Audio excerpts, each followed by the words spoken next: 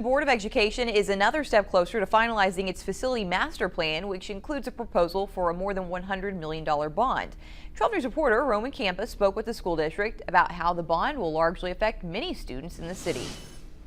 Well, right here is the field where Hutchinson Public Schools wants to build their newest middle school, but that all comes at the approval of a more than $100 million bond.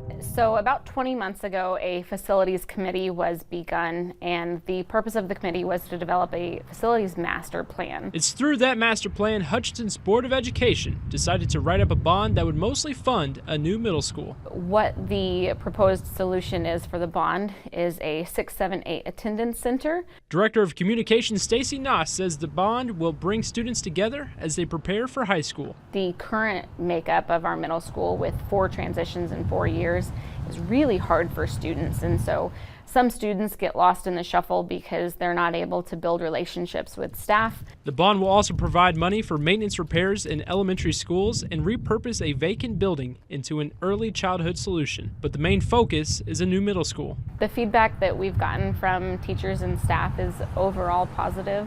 To have everybody in the building, in the same building, that just hasn't happened in Hutch in the history of the district, really. In Hutchinson, Roman Campa, 12 News.